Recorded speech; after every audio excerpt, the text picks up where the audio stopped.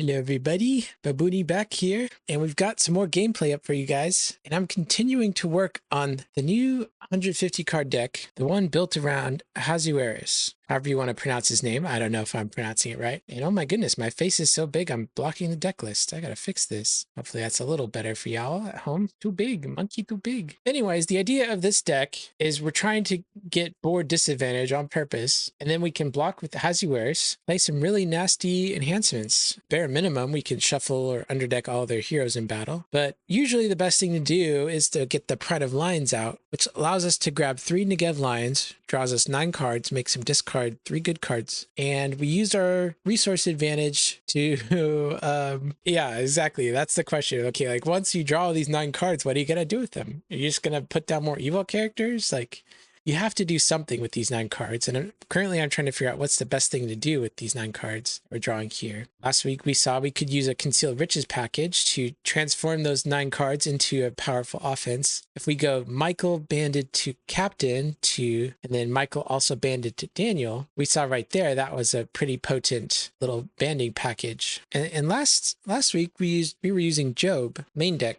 But based upon my testing, it was just way too slow to try and use Job to win the game. So I'm trying something else out here in the main deck. I cut a little bit of the defense and added some more offense. So we don't have just 2 heroes in the main deck anymore. Yeah, like the deck we were using last week, we were using Job. We had Behemoths and Leviathans.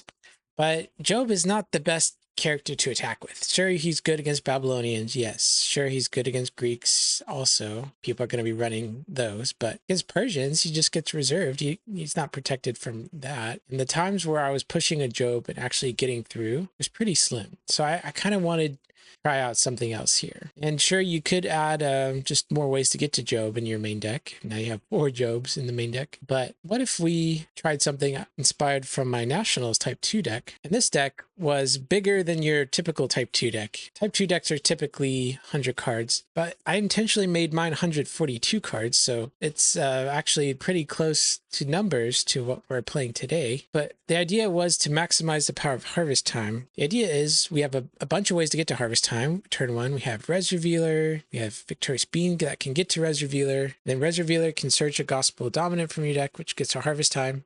And then we play it and fish out all the lost souls of our decks. And the idea is, in Type 2, we get to double up on the most powerful souls. So we double up on Distress, double up on Accusers, double up on Crowds and Dole, and all these other cards. And just use that to gain a resource advantage. A lost soul that really helps the strategy work is the Imitate Lost Soul. And my favorite thing to do was have 1 copy Lawless each upkeep and draw me an extra evil card, and have the other copy the Open Hand Lost Soul, which is really good. This card plus Imitate is just a free hand look every turn. And when you're playing an offense that you can either attack with a Fight by the Numbers or Protected guy, knowing which guy to push in battle can often times mean winning the battle or losing the battle. So I really like Open Hand plus Imitate. And you're just getting that for free each turn if you get to that Harvest Time. And so Type 2 has a constraint where your offense and defense must be balanced, so you have a lot of defense and a balance with a lot of offense. But in Type 1, they don't have that restriction, so you can be as defensive heavy or offensive heavy as you want. So I was really taking advantage of that in Big Clay, and now we're swinging the other spectrum. We're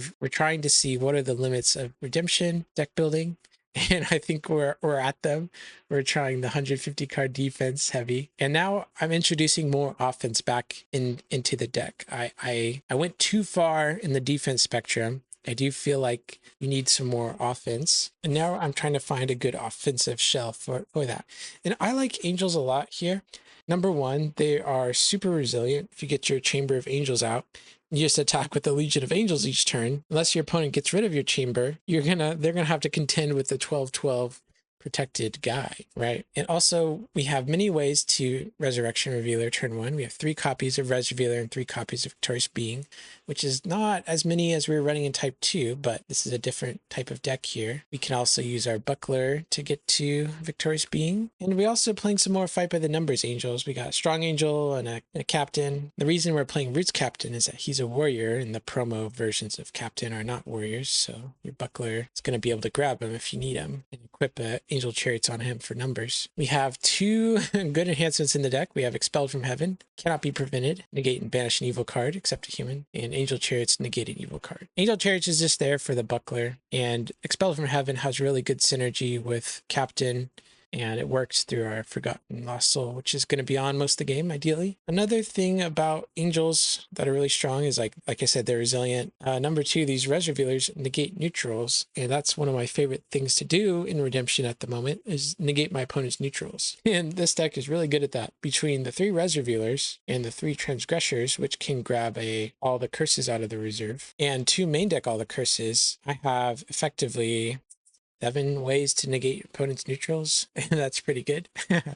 And so in some games coming up here, you'll be able to see how I'm able to layer all these negate neutrals and basically make it impossible for the opponent to get their neutrals online. And in type 1, you have to use different lost souls. You can't double up on your lost souls. So instead of taking 2 of every lost soul, instead I'm forced to take 1 of each. And that has its pros and its cons, and we're definitely playing some lost souls that I don't think are super powerful, but I have to run them. We have some consistency ones that don't really do anything when you're harvest timing. Like this will get you your Malachite Slave, which is great, I guess. And this one, ideally, if you harvest time, you don't want to name all the lost souls in your deck. You want to leave your Aimless and your Prosperity in your deck, probably. But getting all the other lost souls is great. You do have that Imitate Lawless or Imitate Open Hand tech. You have a Wanderer you can exchange to your opponent's Humbles, so that when you're attacking with Captain, it's actually going to be a good attack instead of a bad attack. Salty is really powerful in this deck. I actually ended up cutting a lot of territory class cards, so just grabbing that early Salty can shut down a lot of decks.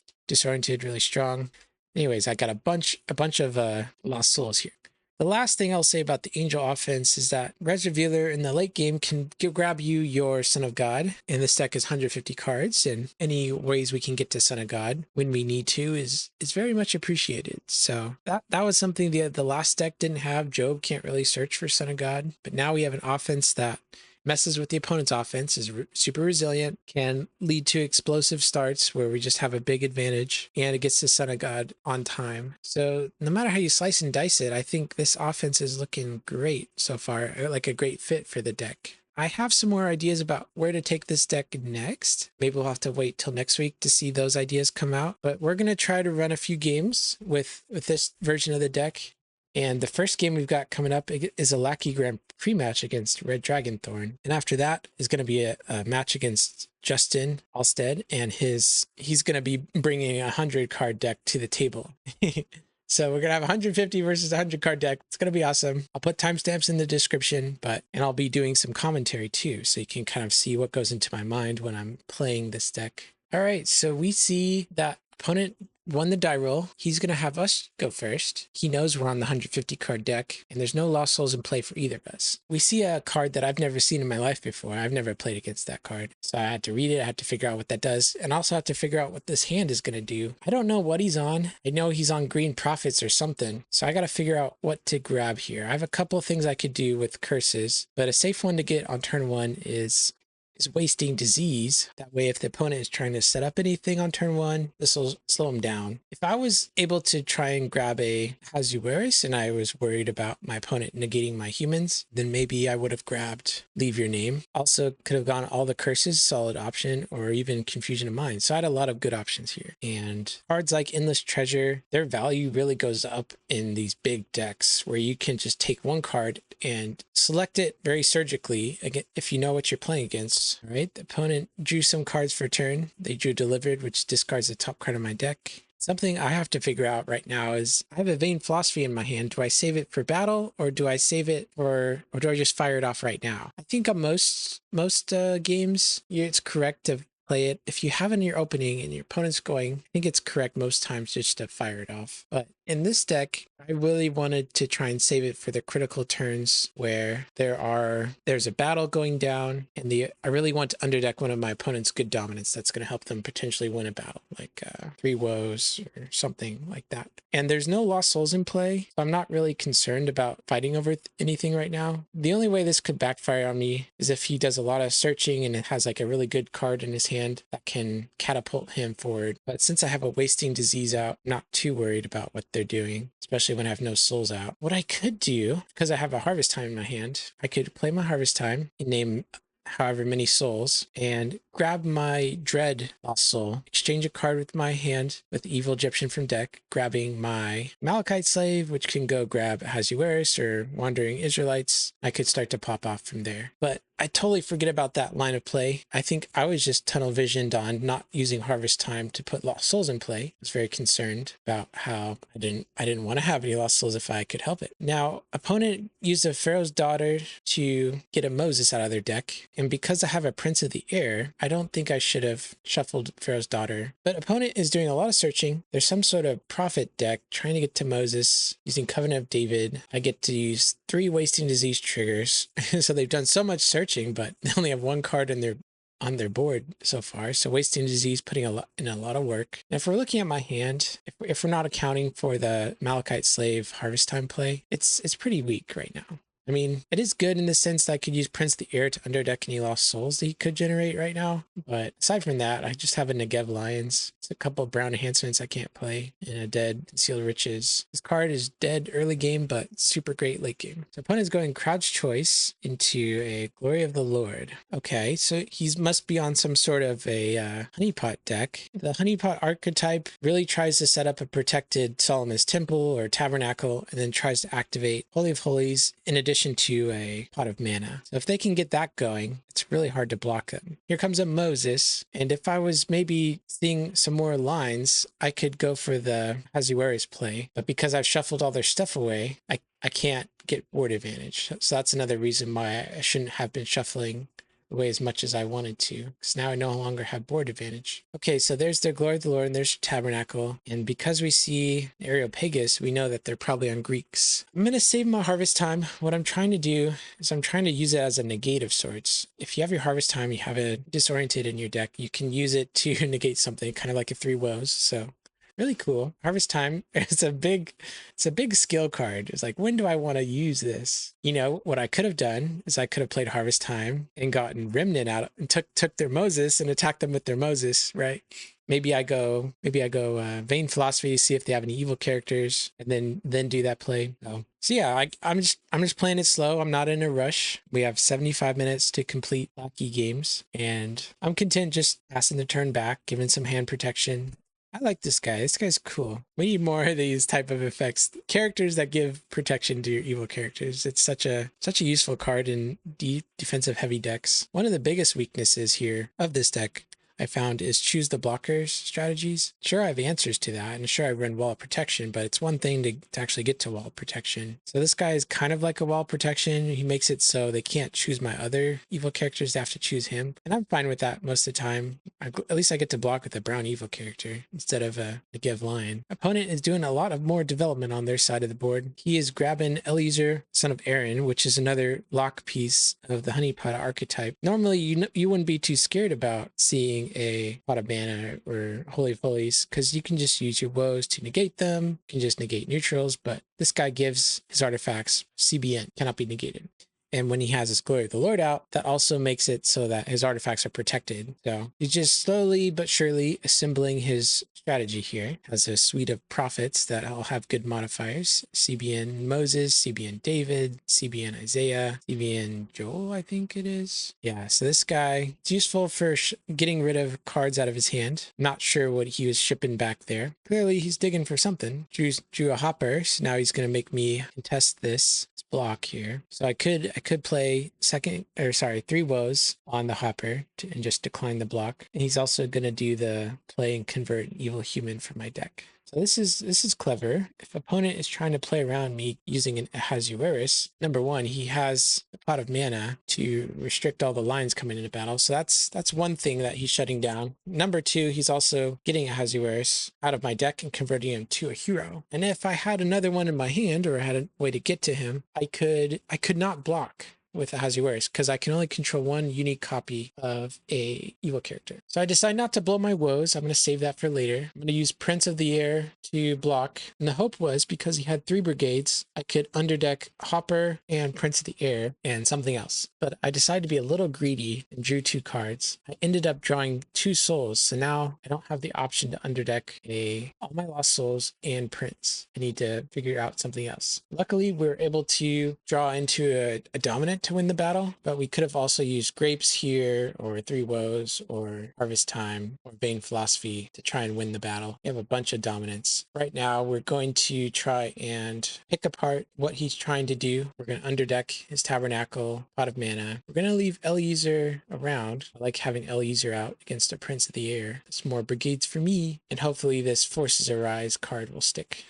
We're going to use Forces Arise to activate a bomb from reserve, and now he's in special initiative, so unless he has a card that can negate a neutral card, he's going to have to die. And Prophets, they don't pack a lot of those. I have to get a list of all the enhancements that green has access to that can negate and discard curses and artifacts. It's probably not a lot. There's a Salty, and I have a Concealed Riches, and I have a bunch of cards in hand. So let's look at his hand and see if this is a decent turn to use our Concealed Riches. He has no defense, so green means go. Let's get those heroes out. We have 6 cards in our discard pile. We can grab 6 cards, but we don't need 6 cards. We only probably need just 4 right now. So on your Concealed Riches turns, you do get your offense out, but you do have to sacrifice some defense. So my next block is going to be not as good, but I'm feeling okay still. I have a Grapes and a Woes and a couple of decent brown enhancements and a Prince. So we're going to get our band together. Get the band back together. This card is busted. Michael's busted. This band specifically, I've always been impressed by it. Like the fact that you protect your heroes from harm, and then you're pretty much negating everything except banding. And if your opponent gets through all that, you get to top deck Daniel and Michael. Oh, and did I mention you also have to fight through a Chamber of Angels? So if you kill Captain, he's going back too. So I'm just going to try to keep using this banding chain to wear down his defenses here. And right now he doesn't have a lot, so he needs to figure out a way to draw into it. This Harvest Time, it's probably coming time for me to use this Harvest Time soon. But like I said, I'm trying to hold it as a battle winner for now. Just having dominants that are battle winners is such a big deal. All right, Moses coming in. I block with my trusted politicians. I don't have a lot right now, but I do have a Descent Against Moses. How flavorful, how wonderful. I love it in Redemption when you actually have enhancements that, they're just like, it's Moses, and now I'm playing enhancements that are good against Moses. And Moses is playing a card called Delivered, which is has Art of Exodus, and he's grabbing a card that would have been with him in the Promised Land, the Pot of Mana. So we're having such a flavorful interaction right now. But Moses is gonna go a little bit mad. We're gonna have some dissension here, and there's gonna be a scroll that comes out of nowhere to take Moses. So I didn't decide to go madness because it's easier for the opponent to get back Moses. What are words? If I take Moses, it's a little bit harder for him to get Moses back, basically. All right, Son of God second coming out. They're taking Salty down. Opponent is up to 2. Hopefully we can keep him there. Opponent has 5 cards in hand. They probably don't have a lot of defense still. So they don't have a lot of defense, and neither do we, frankly. Luckily, every single card in this deck that we draw is pretty much defense. So pretty confident we'll be able to grab some defense here. Well, there's a Res Revealer and a Wall Protection, which isn't that great. But a Mask of Arrogance is good. Do I keep talking about Harvest Time? I think I'm going to have to. In situations like this where you want get better cards in your hand, you can play your Harvest Time, and baked in comes Shepherds and Grumbled. So you can cycle away some of the offense, take some defense. So anyways, Harvest Time is such a good card in these big decks. If you're running a big deck, there's a pretty good chance you should be running Harvest Time. It just does so much for one card, and the number of good lost souls that are out there right now it's really great. And if you build your deck in a way where you don't really care about them, for example, like, oh no, there's a Forgotten. All my enhancements are being prevented because I have banding all the time. But if you don't play any enhancements in your main deck, that's not a problem. The only enhancements we're playing are Power of a Prayer, War and Expelled from Heaven, which are CBN and CBP. All right, here comes David. Looking at the top 3 and can underdeck one. Oh no. He gets to discard a curse because of Samuel. Not a big deal. We got more where that came from. Trusted politicians coming in again for the block. Green Prophets, they got a upgrade in this times to come. The most thing that I'm scared of when it comes to prophets is them interrupting the battle, banding to this new prophet. I think it's Amos, and the prophet has a CBI shuffle basically, which is really good. Anyways, what I did there, I think I interrupted the battle, draw 3, and I killed David somehow. I don't even know. All right, they're out of Lost Souls. It's definitely time to play Harvest Time. It's a balanced redemption card, regardless of Protect. Like if it wasn't for Regardless of Protect, I could see how it could feel somewhat balanced. The more I play with this card, Harvest Time, the more I like it, especially as I'm playing bigger and bigger decks. Don't worry, guys. I'm stopping at 150. I'm not going above that. I'm stopping. If anyone ever sees me playing more than 150 cards, take me to therapy. I need help. In fact, maybe it's already I'm at that point where I do need help. I'm playing the amount of cards. Like if you sleeve up 150 cards and try to shuffle it, it's pretty hard. 142 was the one I was most comfortable with, and that's why I chose that number for my deck at Type 2 Nationals. But 150, now we're pressing the limits. Okay, we see an Alexander of Troas, some 2 evil enhancements into Mayhem. We're gonna have to see if Michael Captain can get through that. We have a Woes, we have a Grapes. Scores 2-2, so Grapes would allow us to push through. But maybe we force him to burn some enhancements here. What do you think? Anyways, I'm resolving all my Lost Souls now. We have a big soul advantage. We get to negate their darkness with my Disoriented. What I could do here, no. What I could do here, because I know they only have 1 evil character, I could go Legion of Angels attack, draw a couple cards, they block, I Grapes their blocker, I come back in with Res Revealer, grab Son of God. So that's one way I could have done it. Another way we could do it, we could just do Michael Captain and fight through their negates with our Prayer of Power. I think both approaches are fine, but the more and more this game goes on, the less likely Grapes will be to have a good impact on the game. It's a good defensive card, don't get me wrong, especially when I'm chipping away at their heroes like this. Okay, so he's playing enhancement that can, whenever someone plays this card in battle, I don't know what to say. I'm like, okay. It's like, I'm going to play this, I'm going to do this. I'm like, I'm going to negate 1,290 days. It's just 1,290 days. It's like 9 syllables. So it's not as fun to say as a card like Prayer of Power. Yeah. Prayer of Power. What a card. Should I go up to more copies of this card? Maybe it's correct for me to cut Faith Unbowed in my reserve and just put another one of these in, because I have Salty. I'm playing Salty out. When am I going to ever use Faith Unbowed to give the protection? Like it just seems really good. And I already have protection for Daniel, you know? What I really need is just a couple more enhancements, I think, which is crazy to cut this card in a Daniel deck. But when you think about it, if you're playing Salty, this only becomes a interrupt the battle, withdraw evil characters.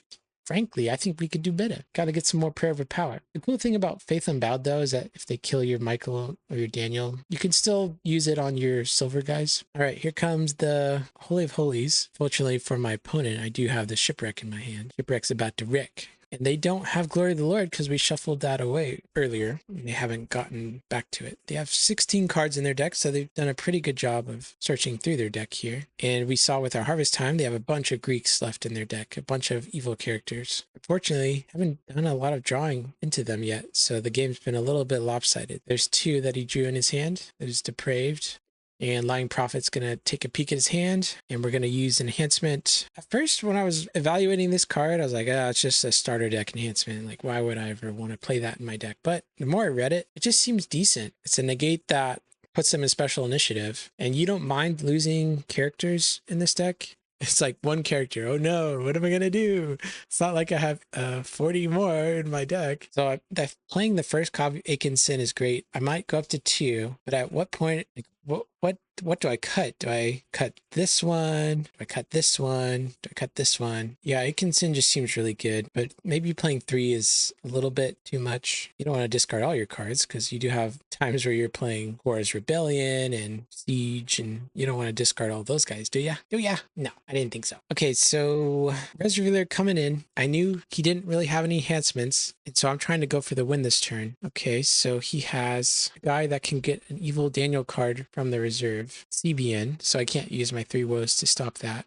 He's going to be able to play Smashed Opponent, and I don't have any enhancements, but I do have a 3 woes, which will be able to negate that. So I'm going to play my woes, negate that, let my res revealer die in mutual, and I'll use crouch choice to get Son of God to get to 5 lost souls. And that's the game. This was rather a quick win for this deck. I think this is about as fast as you'll see this deck winning. Most of the time it's not able to attack like 3 turns in a row and get the souls, but the opponent was just not really drawing a lot of defense. And our defense was on the verge of crumbling too. We're running out of brown evil characters for a second there. It didn't help that I put a bunch of them in the reserve, but had a couple of good things going for me that game. I think I could have played it a little bit better if I saw the line with the harvest time, getting Malachite Slave going, and being a little bit more strategic about my shuffles, making sure they had board advantage still, but happy with how this game turned out, and the angels that we added seem to be doing a great job so far. Let's go on to the next game now. All right, so this game is definitely a longer game. This was just a for fun game we played against TheGuardian, and we did not adhere to the 1 hour and 15-minute time limit. Instead, we sat down and played a grudge match to the very bitter end. The final timer of this video that we're watching is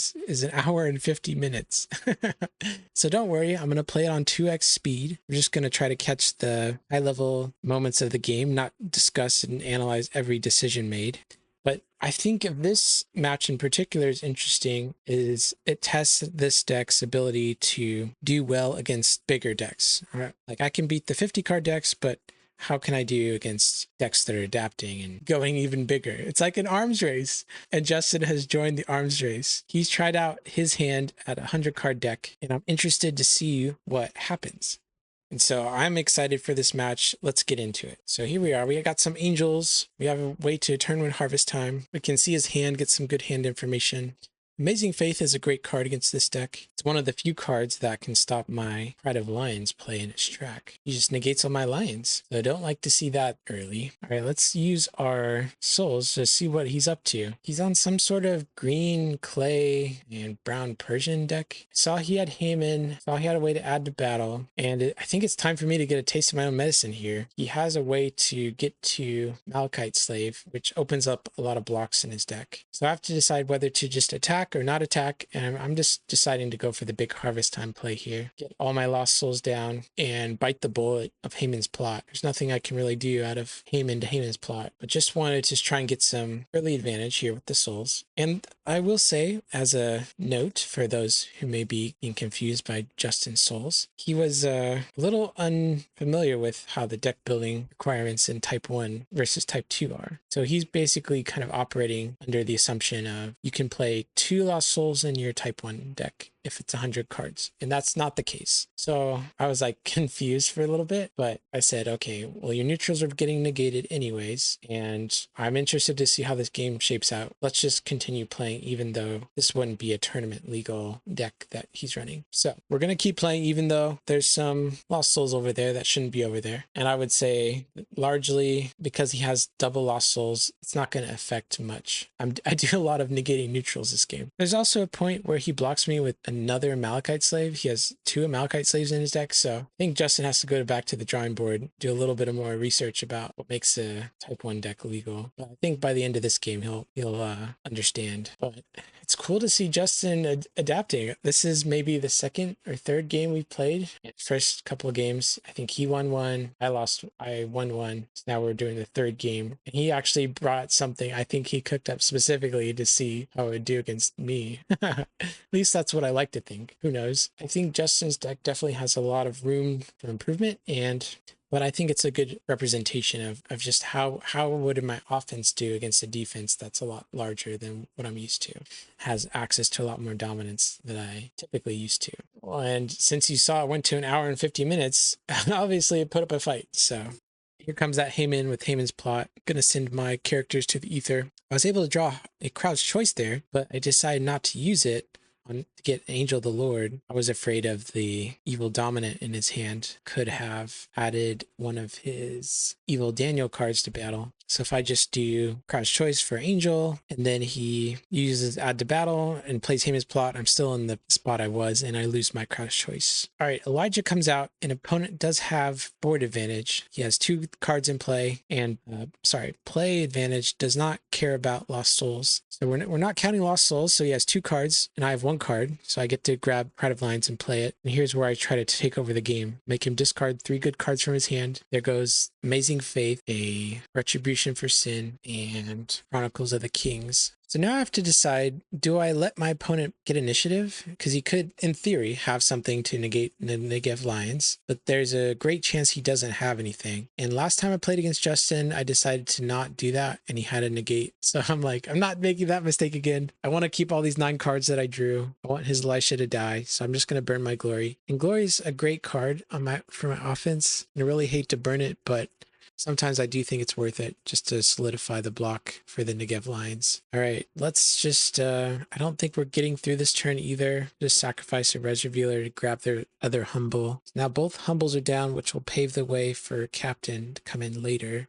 So let's see, we have a Resurrection Revealer in the graveyard, or discard pile. We have 1 and 2 in play, and we have 3 in our deck. So not able to use Resurrection to go grab one out of our deck, unfortunately. And I want to try and keep 2 alive. Resurrection might look weird in this deck, but I think it's really solid. Just getting that Chamber out early and a Reservoir. It's really disruptive for people, especially for people who think they've dealt with Chamber of Angels.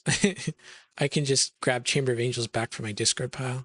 Super strong. All right, Justin's using the little Wandering Israelites trick to draw 4 cards and grab a Rebellious Israelites. Can't really beat him in battle, sadly. And they're going to activate a Negated Curse. Nice. I could use Crowd's Choice to go get Angel of the Lord, but they still have the Dominant that adds Evil Daniel stuff to battle, so it's a waste. I think right now what I'm going to do, I'm just going to burn my Resurrection to get my Chamber out, so that when we go to Battle Resolution, I can just move my Reservoir to my Chamber. And Justin, he is not running Shipwreck in his deck. I would have seen that from the Harvest Time and Open Hand. So no Shipwreck, he's going to have a hard time dealing with this Chamber. So now my strategy is just to try and chip him down. Sure, you can block with Haman all day, but I'm not scared.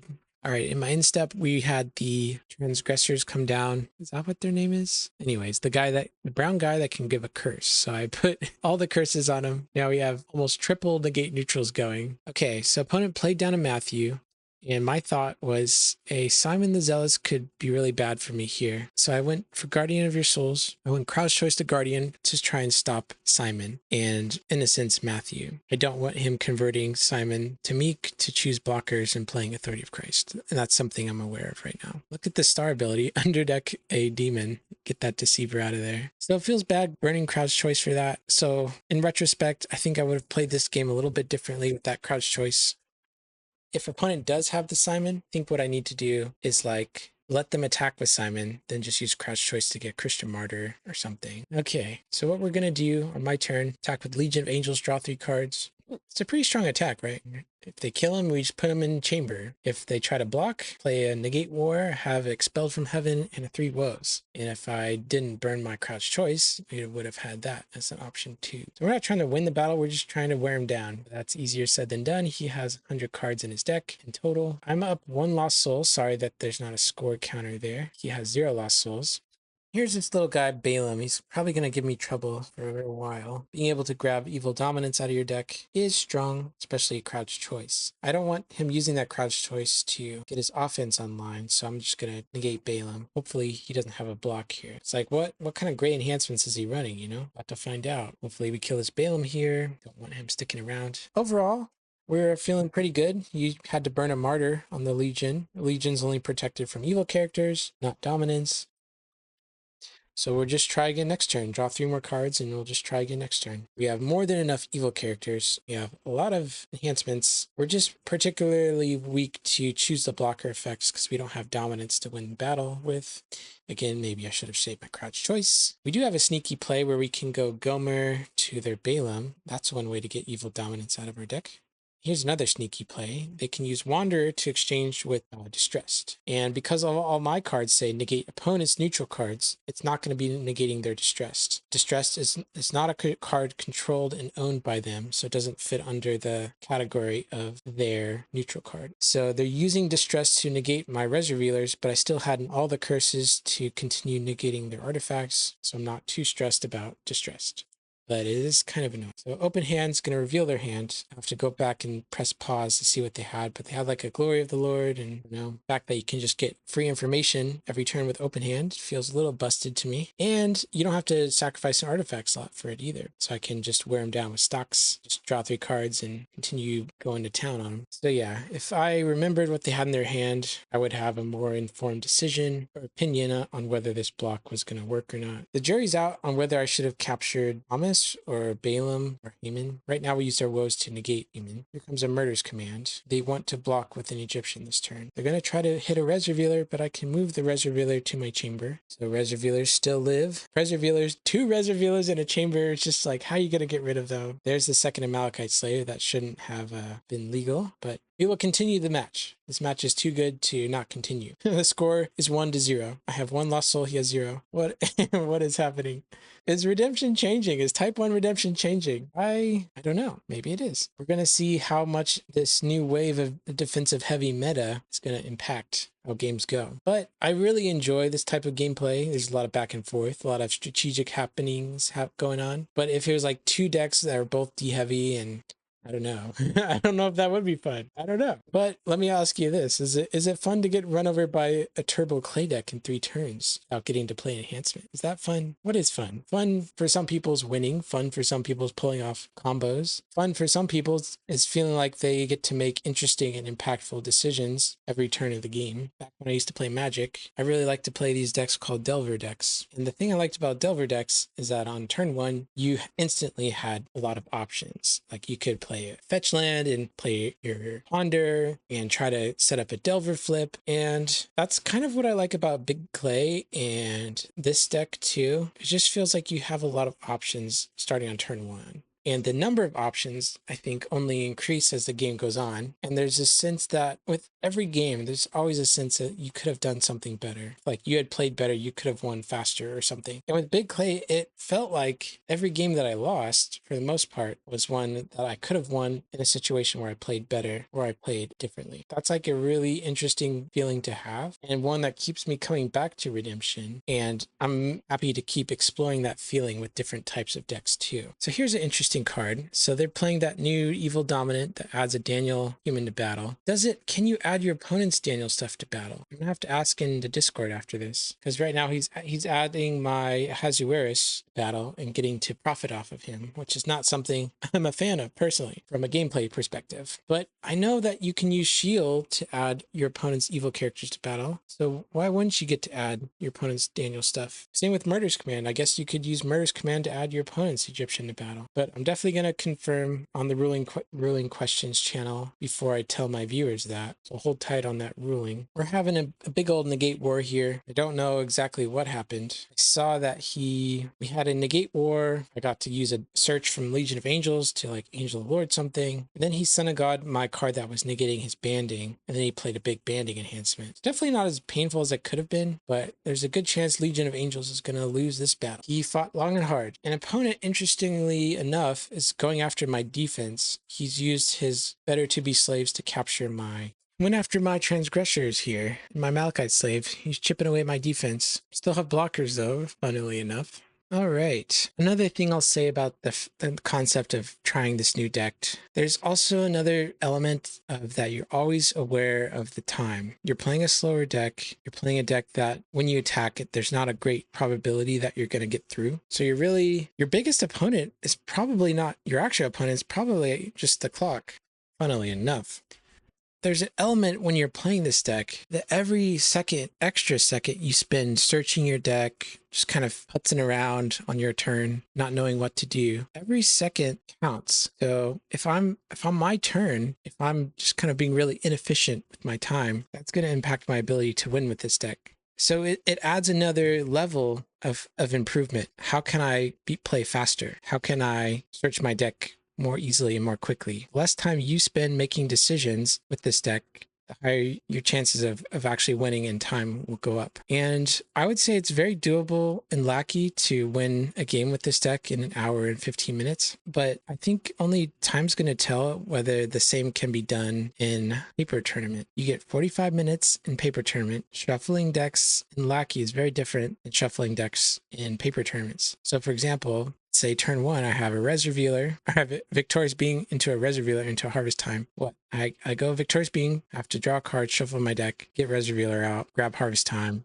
And I have to look through 150 cards to do all that. It's not an easy task to do that. Oh, and want to resolve a Wandering Israelites? You're going to have to draw a card, find another Wandering Israelites, shuffle your deck, draw a card, find another Wandering Israelites. You know, just to draw 4 cards, you're going to have to shuffle that 150 card deck 4 times. And how much of that clock is burned trying to do that? I don't know. So like on paper, it looks good, right? But in reality, I think the biggest enemy you're going to run into with this deck is the clock. 45 minutes is not a lot of time. And even at Nationals, I think they were calling like last round, even when we still had time on the clock. So yeah. And if I can't finish games with Big Clay, that's designed to just break through in 3 turns. Like how am I going to finish games with this deck? I don't know. Something that maybe could impact your win percentage is being able to just be very courteous with the opponent, but consistently reminding them that they have 30 seconds to complete their prep phase and attack you. You can't let them spend a minute sitting there thinking about what they're going to do next. You kind of have to it's like, hey, are you going to do something here? Hey, what's your decision? You have 30 seconds to make that decision. It's been more than that. And not like being a jerk about it, but just kind of encouraging them to play in the balance of the game. Because I imagine there's a spectrum, right? There's a spectrum of players who can play really fast and players who can play really slow. And if you get paired against an opponent that you know you can win against, but they're a slow player, it doesn't matter how perfectly you play, just because how long they take, you're not going to be able to win. So being able to do in those situations to just say like, hey, we got 30 seconds. And if you're at a Nationals kind of context, maybe calling a judge and say, hey, there might be some slow play going on. Can you help me over out here? So I don't know if this deck is Nationals level, but every deck that I work on, I try to imagine that in its context of what would this deck be like at Nationals. This would certainly be quite different than Big Clay, for sure. It's kind of like an inverted Big Clay if you think about it. Big Clay was all about getting on board early with your offense, getting a big card advantage, using your battle doms, and really hard to block attacks to win the game easily. But this deck, you're a little bit more reactive, but you also have access to this really gross Negev Lions combo that if opponent is just walking into that unprepared, it's just going to put on a clinic for them. And you're using your defensive dominance to try to overwhelm their attackers. So it's kind of like a similar strategy, and Big Clay was trying to use the least amount of resources possible to win a battle on defense. And that's kind of what I'm doing on offense. So instead of Herods, which are really good, they don't need a lot of backup, I'm using Angels, which are really good and don't need a lot of backup. So I find it really fascinating and interesting and fun to build decks and just explore and try new concepts and let some concepts build on other concepts. Like the fact that I was experimenting with big decks made me want to try out something like this year. Whereas previously you could look at Ahasuerus and you could look at Pride of Lions and just like, oh, in theory, there's a deck out there, but not actually trying to go for it. So right now what I'm doing as a player, I'm trying to expand outward and grow in areas that I feel weak in. So I don't feel like I'm the best type 2 player. And so playing type of decks like this, it's really forcing me to grow and get better muscle memory, have more pattern recognition.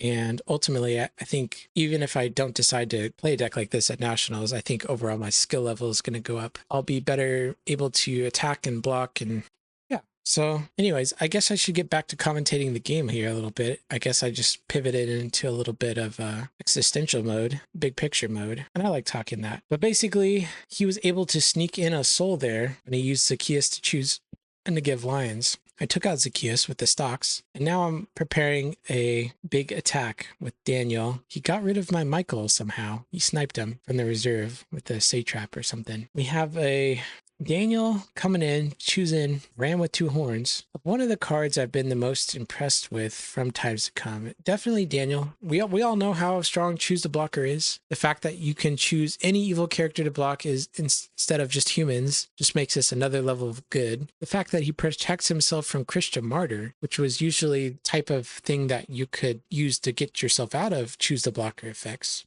the fact that this is cannot be prevented, which gets around confusion of mind, which was also another really good way to stop this type of effect. It's just Daniel has everything you want. He has low toughness, which means he can get initiative. Choose a blocker, getting initiative to play your enhancement first. That's big. That's a big deal. So Simon the Zealous shows us how much of a big deal that is. And also, I find it very interesting that there are a critical number of mono brigade cards that can get to Daniel. Dare I spoil my hand too early and hinting at a new thing that I've been brewing up? Yeah, I'll show you guys a little bit of that. I'll talk a little bit about that. We have Victorious Being that can get to Daniel. He's a single brigade prophet. Interesting. We have Daniel's Guardian who can get Daniel from deck or discard pile. Interesting. We have Watchman. You can get Daniel from deck, discard pile, territory reserve. Interesting. Angel of the Winds that can get Daniel from deck. So Daniel is actually one of the characters. He has 4 ways you can get to him. That's like almost, that might be even better than Disciple level consistency, especially as you build bigger and bigger decks. So if you have a big deck built around Daniel, just charging in, choosing a blocker, letting him die. Like, who cares if Daniel dies? Look, you've got Victorious Being, you've got Daniel's Guardian, you've got Watchman. You have so many ways to get Daniel back, and you're playing multiple copies of Daniel. So what if you pair up a big deck that can play multiple copies of Daniel, multiple ways to get to him, and also play ways to put stuff in your opponent's territory, like Possessing Spirit, like the Sordid Spirit, like 2 Possessed. Like, that's just one way. That's one direction you can go. Playing the Gospel Unity is really rough. It's tough to make a decent Gospel Unity big deck. Another direction you could go is, I don't know.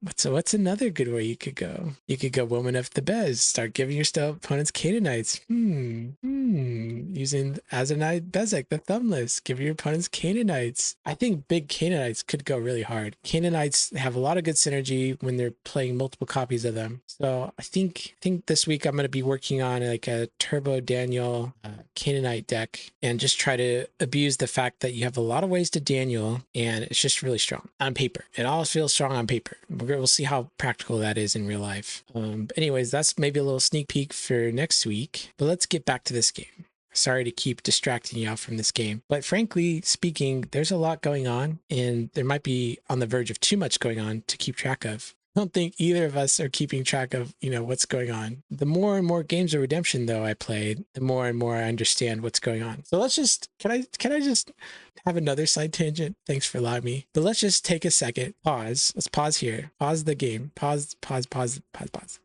Let's take a second to think about how many different layers of effects that are going on right now that both of us have to be aware of and keep track of. Number 1, I have all the curses negating opponent's neutral cards. Number 2, I have a Chamber of Angels occupied, negating opponent's evil cards in territory, which is negating his territory class false leaders in Balaam, which would have been 2 other effects that we would have had to keep track of. Number 3, we have Guardian of Your Souls, protecting lost souls from evil cards and heroes from convertibilities. We have 2 Res Revealers, negating opponent's neutral cards. Redundant, but useful to keep track of when Distressed is getting exchanged around a bunch, right? We have 3 Woes, that is played as good, negating one of his evil cards. That's another thing each upkeep have to make a decision. What do you want to do with that? Now let's get to my lost soul, shall we? We have a Salty, preventing enhancements. So I'm attacking with this Expatriator, and I'm trying to negate something and draw 2 cards off of this Angel Chariots, but it's getting prevented.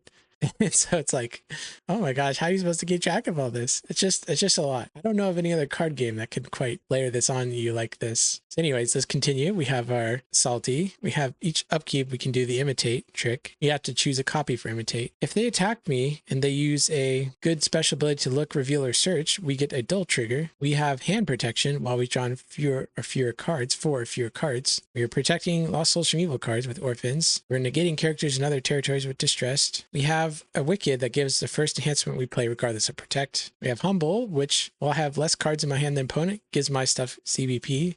And we have a Forgotten. So good luck trying to keep track of all that, right? That's in addition to understanding how each of the cards interacts with opponent's cards. Can we just like sit back and stop and think about the crazy amount of information both of us are having to process in this game? Like, he's having to think about what my blocks are. And for example, he doesn't want to use a search ability or a draw ability. He doesn't want to have board advantage. So kudos to Justin for just slogging through all of this. Like, he was on top of it the whole game. He was remembering all the triggers. I feel like there are only a couple moments where he slipped on something, but yeah, just a really well played game by him. So let's go.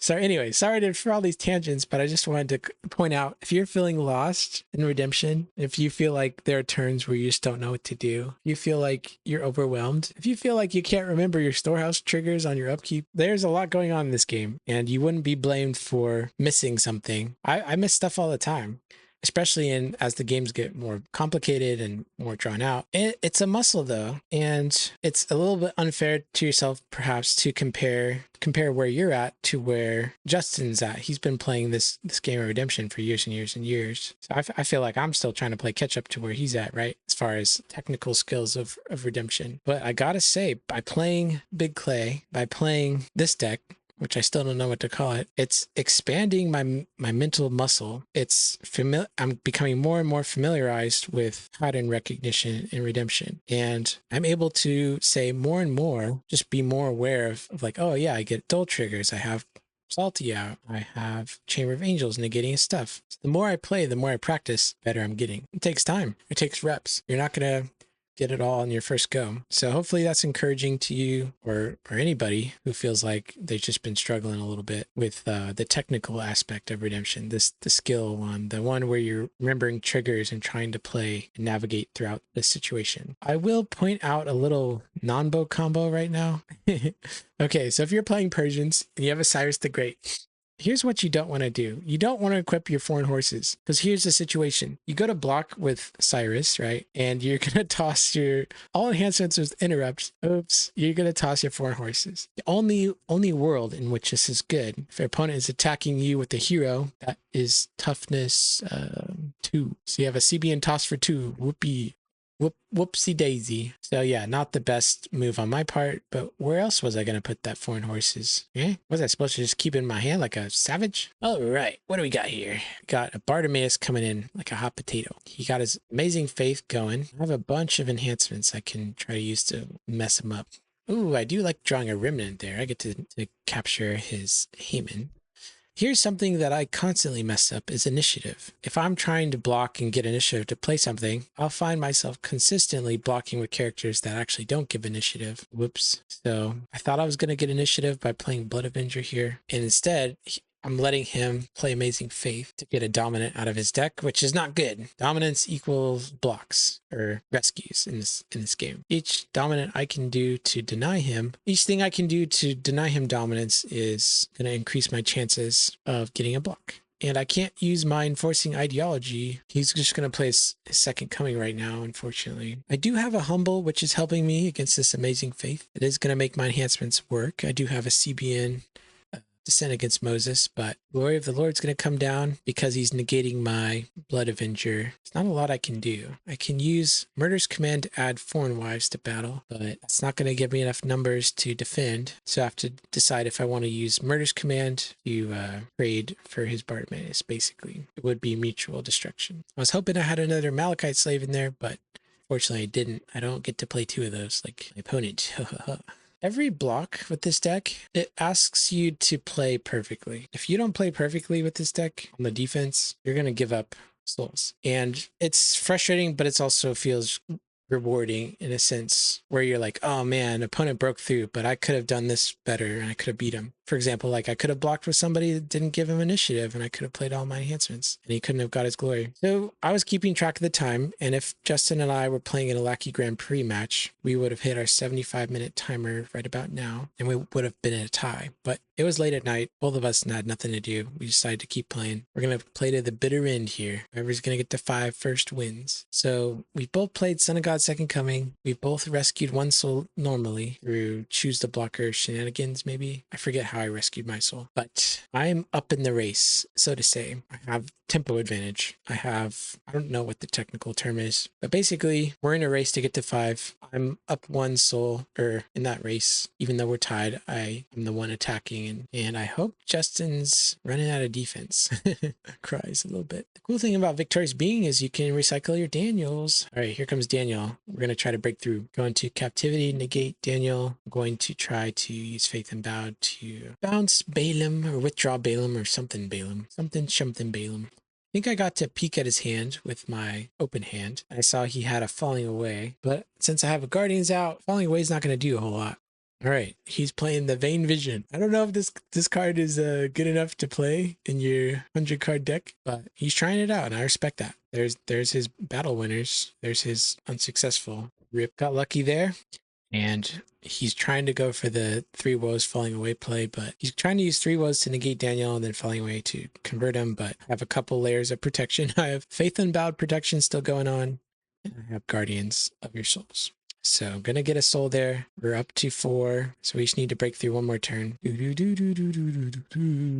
Something I like about this deck is, or the particular way I built the deck right now, is that you have so much negate neutrals going on. You have all the curses. You have the double res revealer. It's one of the best feelings in the world where opponent's artifacts are all useless. And their lost souls are useless too. Because like, just see how much value I'm getting from my lost souls this game. Game would be a lot harder if I didn't have access to my neutrals. Here's a little trick I like with this deck. You get to go Outsiders, activate an artifact from your reserve, and put them in special initiative. Activate the A-bomb and Clay. Like what does Clay have as far as enhancements that can stop this? Let's go on a little tour maybe, shall we? No. Sorry, let's do negate neutral. Okay, you have Word of Christ, you have Bravery of Priscilla, Holy Priesthood, you have Potential in the Land, you have Power of the Spirit. How many of those enhancements are getting used by Clay, huh? Not that many. If you're playing a deck that involves trying to put your opponents in special initiative with neutral cards, it might be beneficial for you if you did your research and found all cards in rotation, good enhancements that is, that could get your opponent out of that special initiative. And just when you're looking at their hand or their deck, you just got to be really, it's like, oh, that card could stop my idol from activating killing them. For example, I know for a fact Teaching in Parables negates card and territory. So when he was attacking with his Bartimaeus, I didn't really try to go for the artifact activation kill because Teaching in Parables would have stopped it. But green, on the other hand, let's see. Let's look at green. Let's see. You got First Sacrifice. You got Trumpet and Zion. What else do you have? You have Live Coal, which doesn't stop A-bomb, but it stops madness. Do you have something that protects? Like, okay, so if I have a bomb of A-bomb, Abomination of Desolation, and opponent is being put in special initiative, I don't think they can play Interrupt the Battle cards, because what's putting them in special initiative is not in battle, it's outside of battle. And so I've seen this question asked in Ruling's channel, and I believe, correct me if I'm wrong, that they cannot use Interrupt the Battle to stop them. So like they can't use the Lord Calls to stop them from getting wrecked by Abomination of Desolation. That's my understanding. So green has a very big weakness to the being put in special initiative. I think you have some green heroes that can negate neutral cards though. So I guess you can try to play around it. Anyways, let's back to the game here. We're trying to use Daniel to punch a hole through his defense. I know he has a billion unsuccessfuls in his hand. And I don't know what I was hoping for here. I was hoping that protected Daniel would have been good enough, but I don't think it is. Let's see, last turn, he attacked me with the Jeremiah, stunned a bunch of my evil characters that I was hoping to block with. He didn't use a draw or search ability, so I wasn't able to use a Judean Medium's block either. And then he used a Woes to mess up my Balaam, which I was hoping to try and stop him with. So that's how he got to 4. So now it's anyone's game, right? He just blocked me on defense. I captured his Jeremiah though, so I have 31 cards in my discard pile. I have 58 cards left in my deck. I can keep going all day, brother. I can keep doing this all day. He's run out of dominance, it looks like. So if I had to guess, I feel like he's kind of run out of gas. He still has cards in his deck. We haven't seen Simon the Zealous. We haven't seen Authority Christ. Those are some scary cards. Just those 2 cards alone could do a lot of damage to me. But frankly, I have no idea what's in his deck. I don't know why he's running Clay. I don't know. Okay, another side tangent time. I have been putting this deck through its paces. I've been playing again versus decks that were at Nationals last year. I'm trying to evaluate how good it is at blocking against the top offenses. I can block against Joshua. I can deal with that. I can block against Josh Potrach's Clay deck. However, what has been giving me a big amount of trouble is the big Clay decks. If you sat down with Big Clay versus this deck, I don't know who wins. Big Clay definitely has a lot going for it as far as being able to play around Pride of Lions. Turn 1, they can get Mary the Restored into battle, just make it really hard for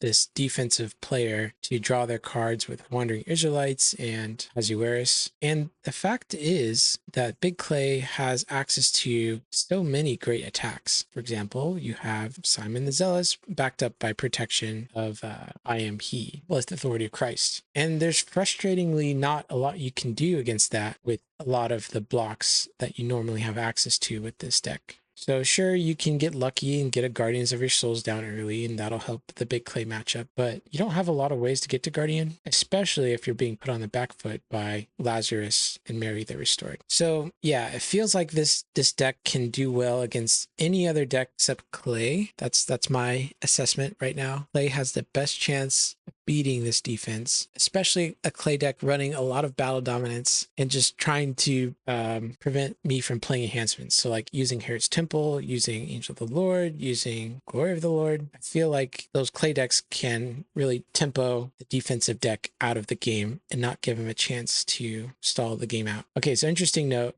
Opponent just played 2 unsuccessfuls that were negated so they can get enough numbers to not die in battle. So that was amazing. But yeah, I'm sorry I haven't been that invested in commentating the nuances of this game. Like I said, there's a lot going on, and I've already spent enough brain cycles thinking about this game. I had to play through it, right? I don't want to necessarily rehash every single decision about this game again. I'm just posting it on the internet as a information, just information. There's not a lot of redemption content out there, and I feel like at least getting one game of a 100 card deck versus 150 card deck is worth having on the internet. I promise I won't be uploading these type of videos all the time. I will try to keep it more focused, but it's late at night. I'm getting a little delusional. I'm just waiting for this hour and 50-minute game to be over, hoping that this is the last turn. Put me out of my misery. So let's see, an hour and 50 minutes. That's like almost, it's definitely more than double the amount of time you normally get. So there's Simon the Zealous. They expect him to be making waves soon. Oh, the opponent can block here, though. I think he's out of blocks, and I think I get this game. Well, yep, no block left. That's GG. So we played to the bitter end against Justin. And if you made it this far, I'm surprised you have a lot of free time on your hands, and I'm surprised you like the channel so much, or I don't know. I honestly don't know who made it to the end here, but you're troopers. I'll see you guys next time.